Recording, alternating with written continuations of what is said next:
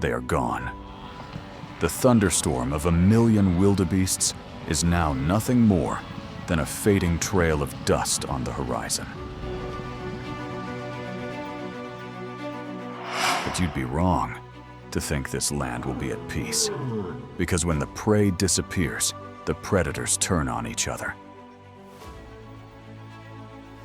A crocodile, its skin cracked from hunger, drags its body across the broken, sun-baked mud. A hippo, eyes burning red, lets out a deep roar amid a crowd of bodies packed into a shrinking waterhole. A lioness pants heavily, her ribs showing eyes weary yet alert to every sound. And quietest of all are the hyenas and wild dogs, hungry scattered, but still burning with the will to survive. After the migration, the survival struggle of the forgotten.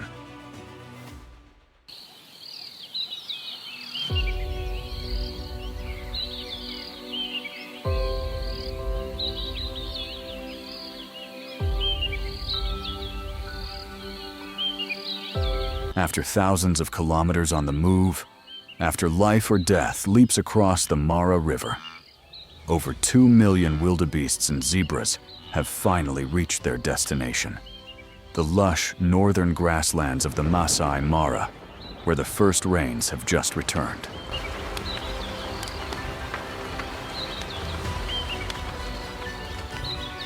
Where the first rains have fallen, like a gift from the sky, life begins to stir again. Fresh grass rises from the soaked earth, green and vibrant as if death had never passed through. And across these plains, wildebeests, zebras, and Thompson's gazelles find a brief moment of rest after their brutal journey.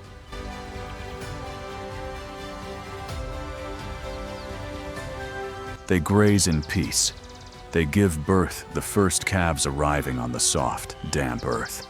Cool winds and the scent of wet soil soothe muscles, still aching from the long, desperate run. But nature never gives without taking something back. Here, there is water, there is grass, there is hope. But there are also claws and teeth and unseen traps hidden beneath the soft green veil. In the shade beside the fields, the leopards wait, perched silently on the branches above. And the hyenas, like silent mourners, watch from the darkness. In the Masai Mara, life is only a fragile pause between two hunts. And each new day is another test for the one who just survived and the one still starving. Can these gentle creatures truly escape the claws of the hunters? Or is this just a brief moment of calm before the storm returns once more?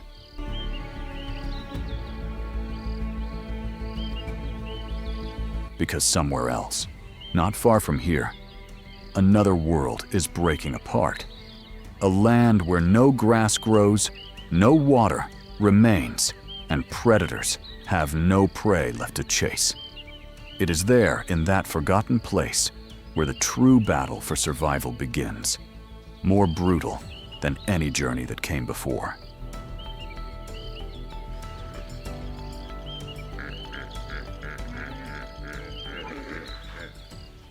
Here, the crocodiles can only cling to life by feeding on the remains left behind by the migrating herds, rotting carcasses abandoned after the river crossing. Injured calves, those who fell to the current, to claws, or to sheer exhaustion, now become the only thing keeping the swamp's killers alive.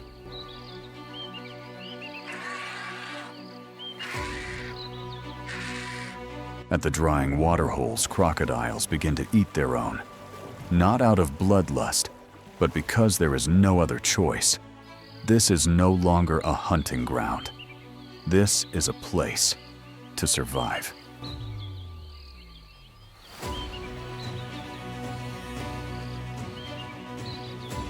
Meanwhile, on the plains where the lion pride faces the harshest days of the dry season, A quiet trial is unfolding.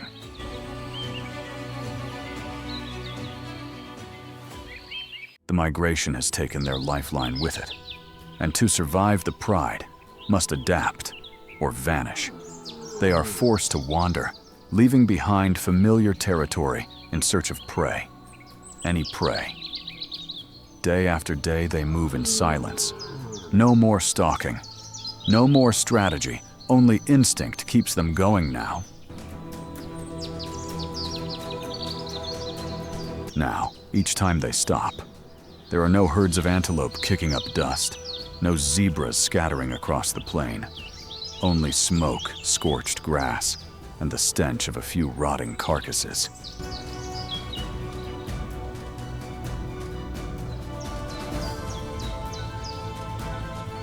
And sometimes, a flock of vultures has arrived before them. Slow but always on time, vultures, the masters of the dead, have now become true competitors. They circle high above, then descend like ghostly shadows, without hunger, fighting for the last scraps of rotting flesh.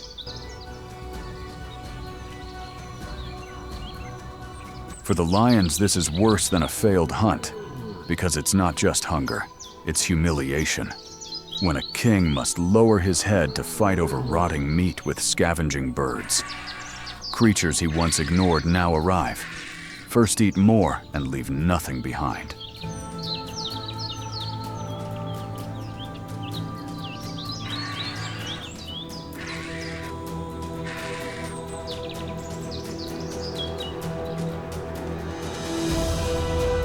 This is no longer the life of a ruler, but a string of days survived on what others leave behind. And with every step forward, there is no longer the pride of a king, only bitterness and one unanswered question. When will this journey finally end?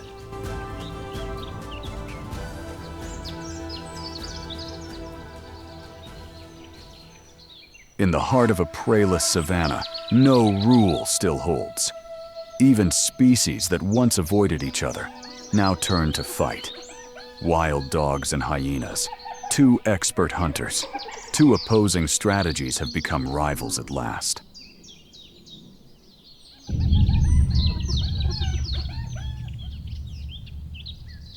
But the true prey has not completely vanished from this savannah. And sometimes, their calm, quiet presence becomes a deadly mistake.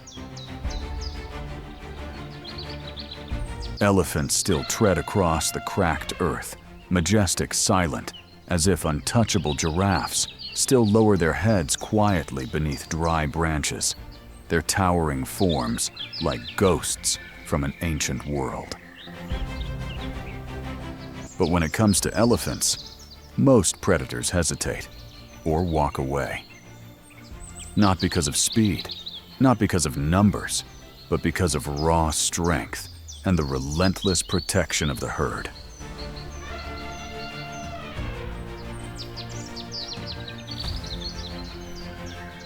Even lions, no matter how many, only dare to watch from a distance. One swing of an elephant's trunk or a single stomp from a ton-heavy foot can kill any predator in seconds.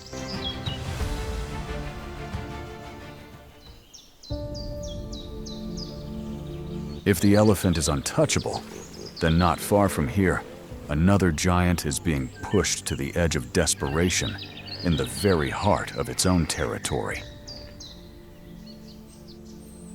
The hippopotamus, once the undisputed ruler of the swamps, is now struggling to survive in muddy, shrinking pools under the burning sun. Every square meter is a struggle. Every slight bump is an act of aggression. Each dominant male must growl, bare his tusks, and defend his boundary with blood and thunderous roars. The calves, once protected, are now pushed to the edges. They risk being trapped, trampled, or even killed by their own kind if they stray too far from their mothers in the chaos.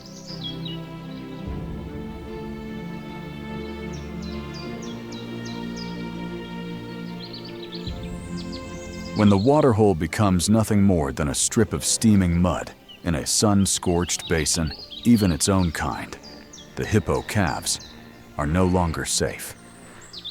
Tiny, fragile, they now become targets for older, blood-hungry males. This isn't the act of a natural enemy. It's the cold conclusion of nature when everything is past the breaking point. So what do you think? Is the killing of calves by hippos instinct or the result of pure desperation? In the natural world, does right or wrong even exist? Time passes. The fresh grass begins to fade. The rains pull away once more, and an invisible signal moves through the herds like a shared heartbeat of nature. The wildebeests born to walk begin turning south. The zebras, with ears tuned to every change, follow close behind. And just like before, they don't know what lies ahead. Only this to stop is to die. To move on is to survive. They don't choose, they simply go, because that is how nature works. During the migration of hundreds of kilometers, the gentle wildebeest and zebras, which are used to eating grass, have to face a long list of uninvited guests. Without sharp horns like buffaloes, without fangs and claws like lions, they only have a spirit of steel and legs that are always in running mode. Honestly, seeing the whole herd struggling in the mud or panicking when hearing noises behind me, I can only sigh. Being a herbivore is really hard, isn't it?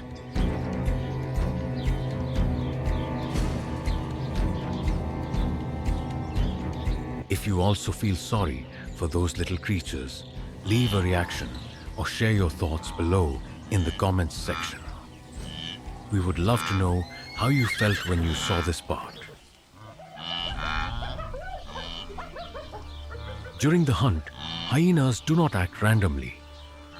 Every step, every glance is part of a strategy that the pack has practiced for generations. They do not need the speed of a leopard, nor the strength of a lion.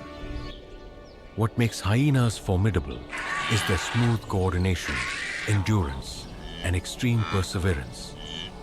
Once they have chosen a target, they do not give up, even if they have to chase for kilometers, even if the opponent escapes many times. For hyenas, the hunt does not end until all the prey's abilities are exhausted.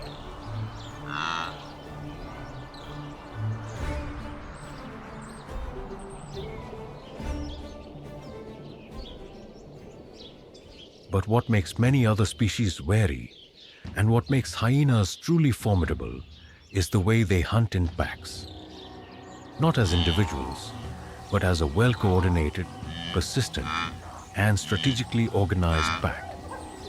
When one hyena makes its move, you can be sure that the others are quietly closing in on it. And when that ring tightens, there is little chance of escape. In fact, hyenas do not always like to hunt by themselves. They are smart enough to understand that sometimes waiting a little bit brings easier results. Instead of wasting energy chasing prey, they can follow other predators like lions or leopards and appear at the right time to take advantage of the remaining time. It is not laziness, it is strategy. And in the wild, whoever knows how to conserve energy, who knows how to wait for the right time, has the advantage of survival. Don't think that hyenas always avoid stronger opponents.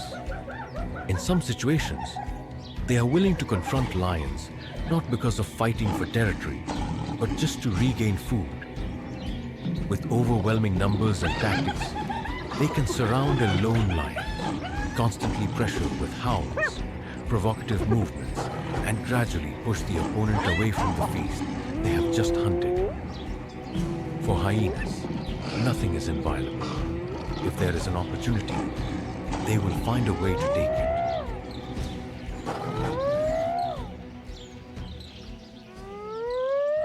Maybe you are watching this video on your phone, on your TV screen, or just casually scrolling through it in the middle of a long day.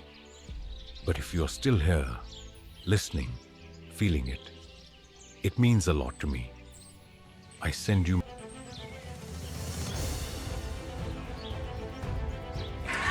In addition, hyenas and vultures are two species that have one special thing in common: a preference for finding places where there are signs of a meal about to end. Although living in two different worlds, one on land, one in the air, both have the ability to smell and detect opportunities from very far away. Hyenas wait on the ground. Vultures circle in the sky. And when the signs are clearer, both will appear almost at the same time.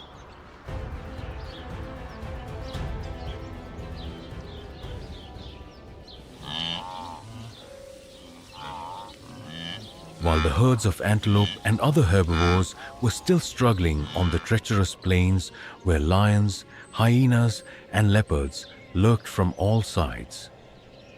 At the bottom of the Mara River, an even more silent danger awaited. No sound, no warning, just the seemingly eerily calm surface of the water, and the ancient shadow lurking just below. The Nile crocodiles, who need no chase, no threat, just a moment of vulnerability. They had been here for a long time, lying motionless among the mud and roots from the previous dry season to this year's flood season, just waiting for this moment.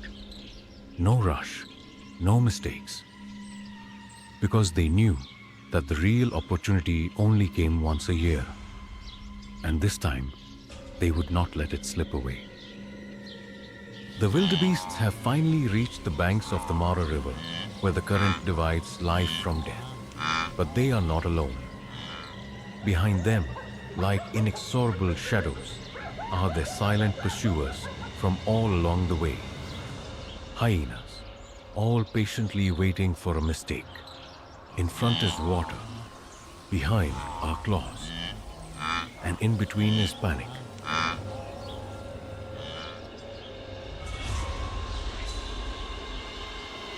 The hyenas had followed the herd all the way to the riverbank. They ran parallel to the edge, hiding in the low grass, keeping close enough to observe, but far enough away to avoid being caught in the chaos. They were in no hurry to get into the water. They knew this was not their place. For in the Mara River, there was no room for error, and the crocodiles did not distinguish between prey and predator. The hyenas waited, not to hunt, but to see what was left of the chaos.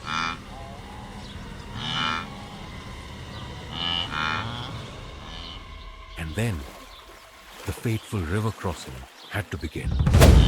There was no turning back. There was no time to hesitate. Each wildebeest, each hesitant step. Then all of them rushed into the raging water, as if an invisible signal had just been sent. In just a few seconds, the silence disappeared. Chaos ensued. The sound of hooves stomping on the mud. The panicked cries echoed across the turbulent water, and below, the cold shadows began to move.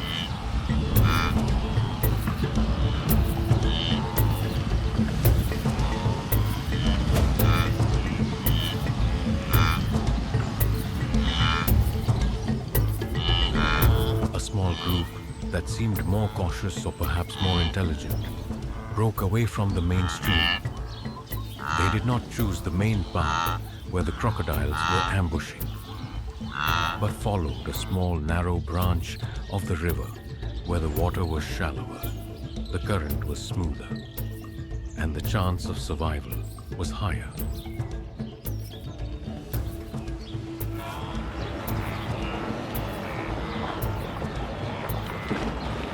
Meanwhile, in the main river, the chaos has not stopped. The wildebeest herd tramples in panic. The water bursts. The mud swirls into whirlpools. And this is when the crocodile hunt begins. After weeks, even months, of lying dormant in the murky water, the moment they have been waiting for has finally arrived. No need to chase.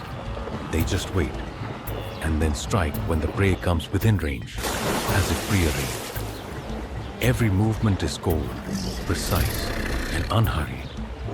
For crocodiles, patience is always the most dangerous part. It is a moment that very few creatures can recount.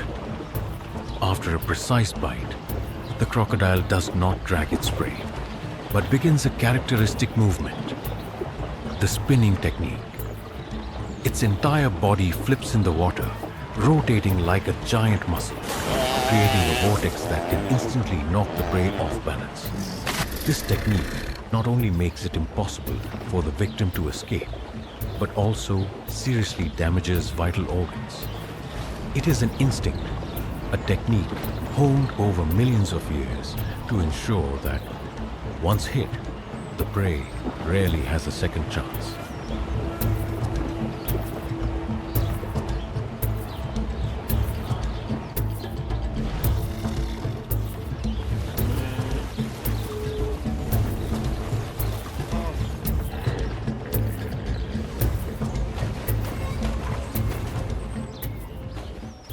As the waters gradually calmed, the river became calmer, but not peaceful.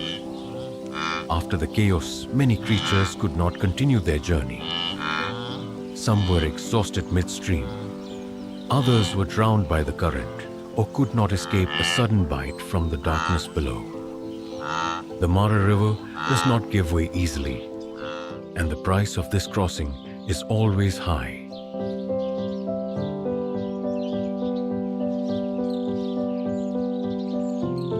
And that's when nature's silent cleaning crew comes into play.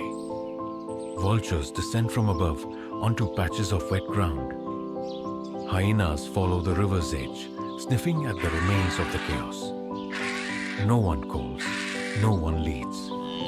They always know when to show up, and a roar, though silent, keeps the entire ecosystem in balance.